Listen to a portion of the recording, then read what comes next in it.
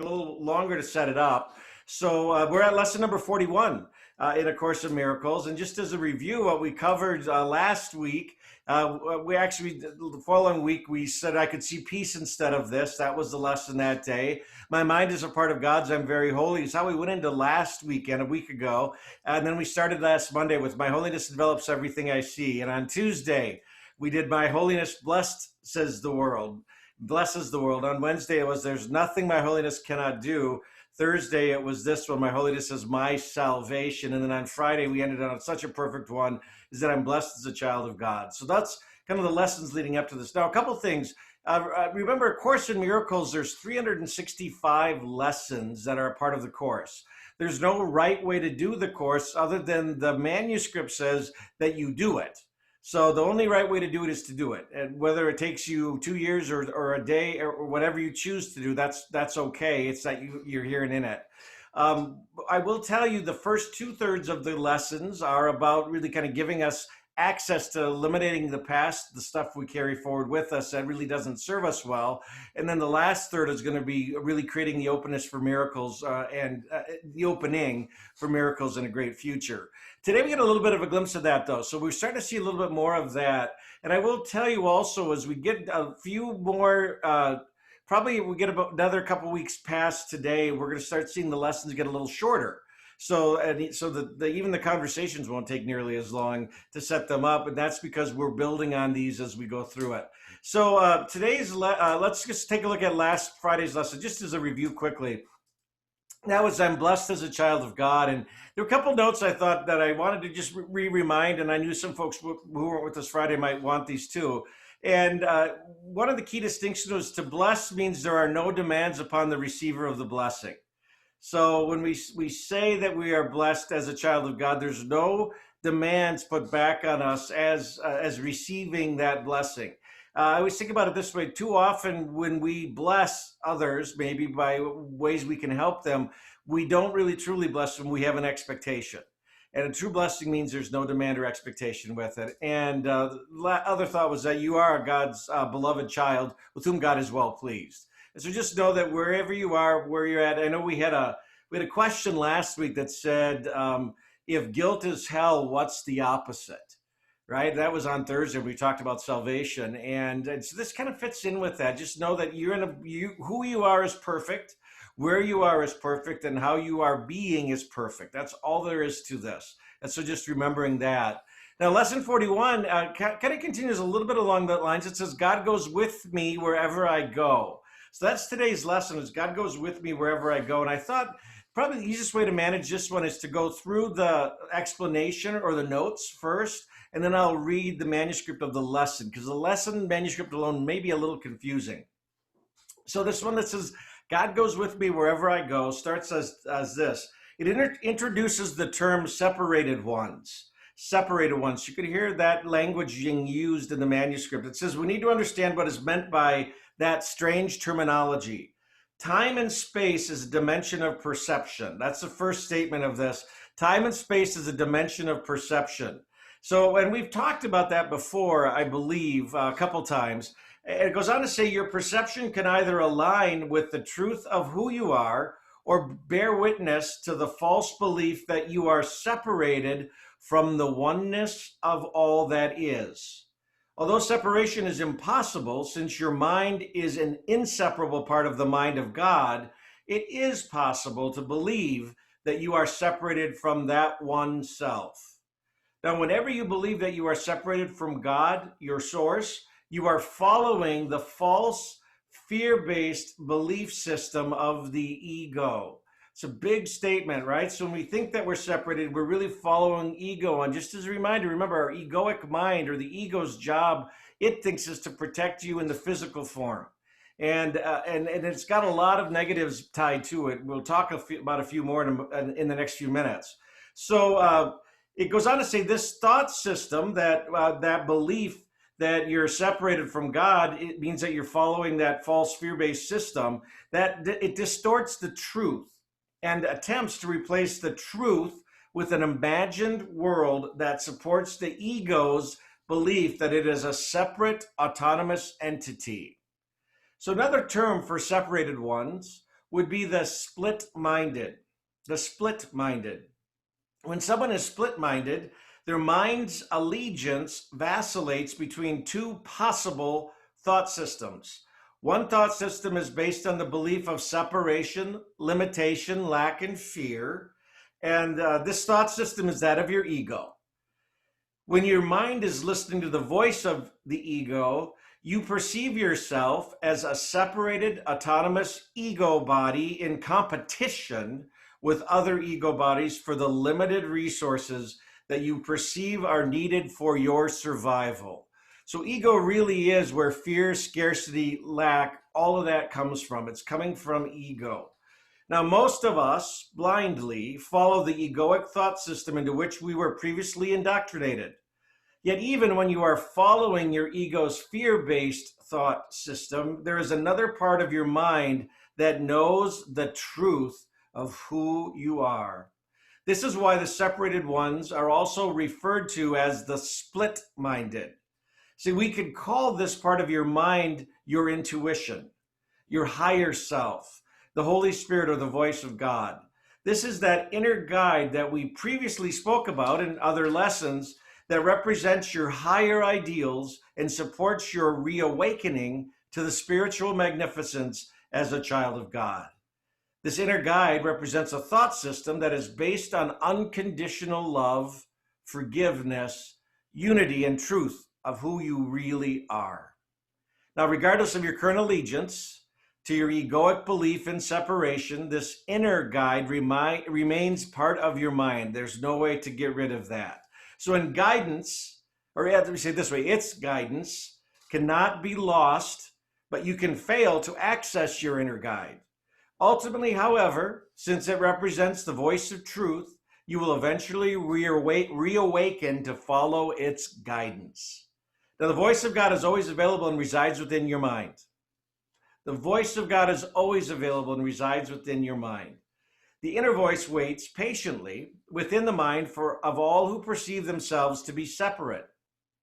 It is waiting for you to realize that there must be a better plan. When you choose to silence your ego, ask your inner guide for help and then stop and listen. The answers that you seek will be provided. Now, this inner voice for God represents a thought system of abundance, joy, peace, happiness, love, forgiveness, and unity. Not separation, unity. It is a thought system based on the truth that you are God's beloved child with whom he is very well pleased. This inner voice of the Holy Spirit is always with you because it is part of your mind. Now, our belief in separation is the cause of all depression, suffering, abandonment, and loneliness. Let me say that again because it's a strong statement. Our belief in separation, the ego at its strongest, is the cause of all depression, suffering, abandonment, and loneliness. The ego's fear-based thought system is the cause of worry, anxiety, misery, and all the suffering that you experience. Perceiving itself to be an innocent victim of outside forces that are beyond its control, your ego develops numerous plans which are aimed at curing the ill effects of its beliefs in separation. Now, because your ego believes happiness to be something that comes from outside you, it develops numerous plans to make you happy. Your ego believes that since you are incomplete and not whole at all, that there is something inside yourself that can make you happy and whole. Your ego's plans for your happiness typically revolve around you gaining wealth, fame, health, or sex. So, for example, your ego tells you that you'll be happy when you can move out on your own. When you move out and then you're not happy, it tells you you will be happy when you get married. When you get married, it tells you that you will be happy when you have kids. When you have them, it claims that you'll be happy when your children are grown and gone away.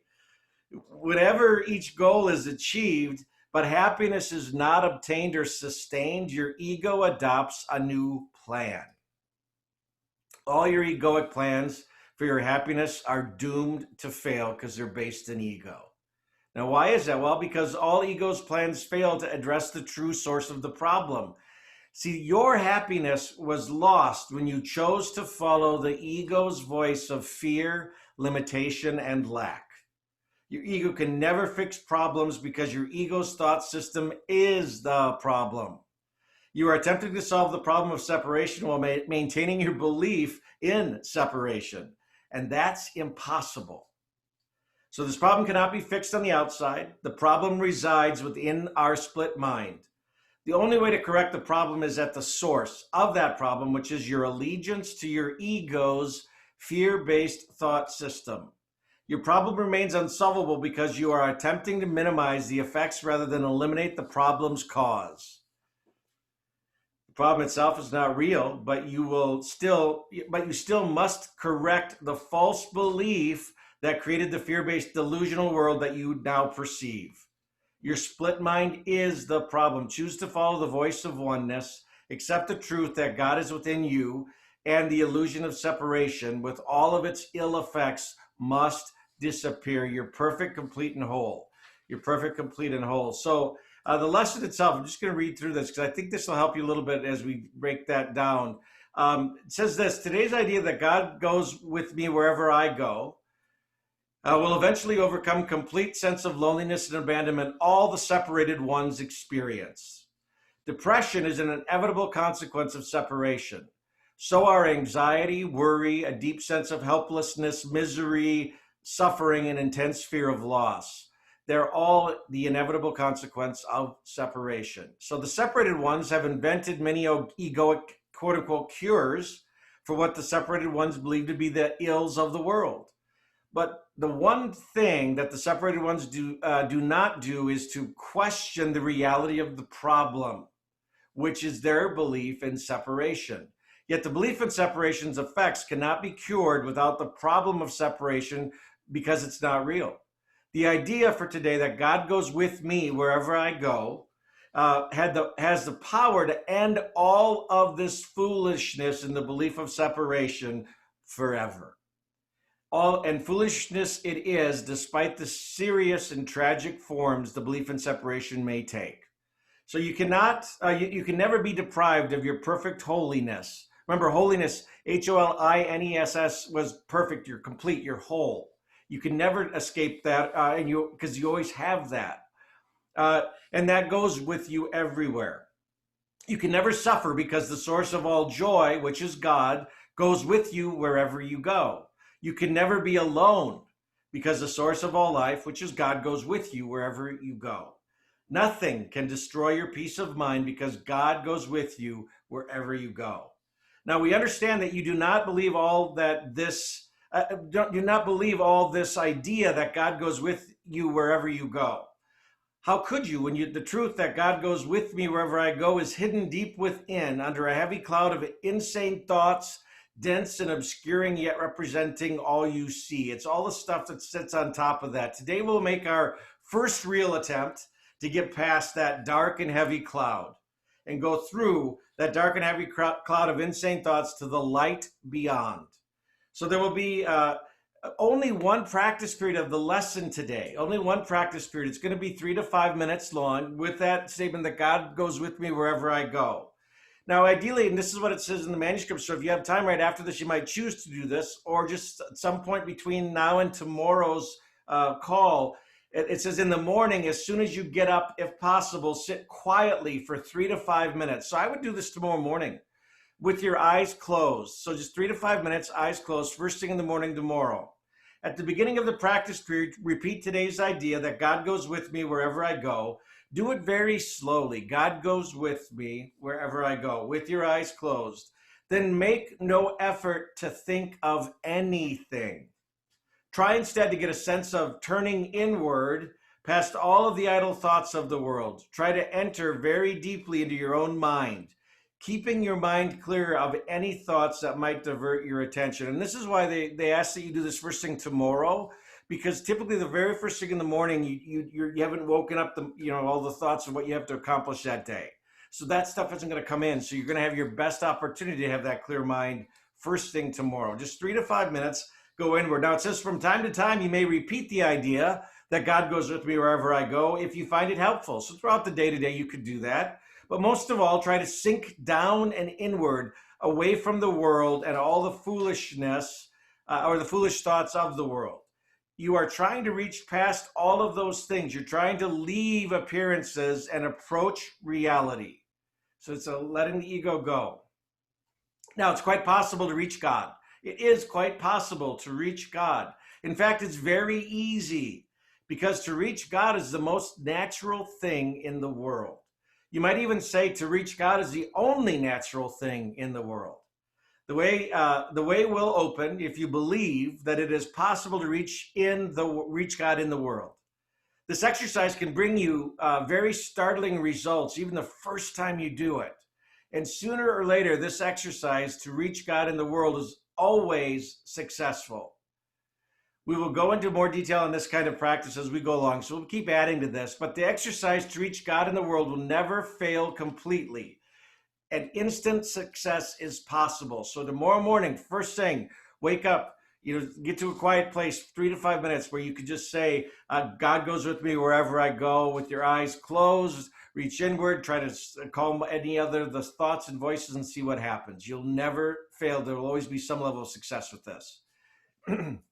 So it goes on to say, and this is a final statement, it says, throughout the day, use today's idea that God goes with me wherever I go, often, repeating it very slowly, preferably with your eyes closed. Think of what you're saying, what the words really mean. Concentrate on the holiness that the words imply about who you are, on the unfailing companionship that is yours with God, and the complete protection that surrounds you. You can indeed afford to laugh at fear thoughts, remembering that God goes with you wherever you go. So it was a lot of context today for a fairly simple lesson from a standpoint of just what that entails. Does anyone have any thoughts or questions or comments that they'd want to throw out? We've got a minute or two yet. All right, so just remember, first thing tomorrow, while your mind is, we're still kind of quiet. God is with me wherever I go. We'll do this again tomorrow morning at 9 a.m. We'll go on with lesson number 42. So have an awesome Tuesday, everybody. Thanks for being with me, and we'll see you tomorrow. Thanks, Darren. My pleasure. Thank you. My pleasure, everybody. Thanks for being here.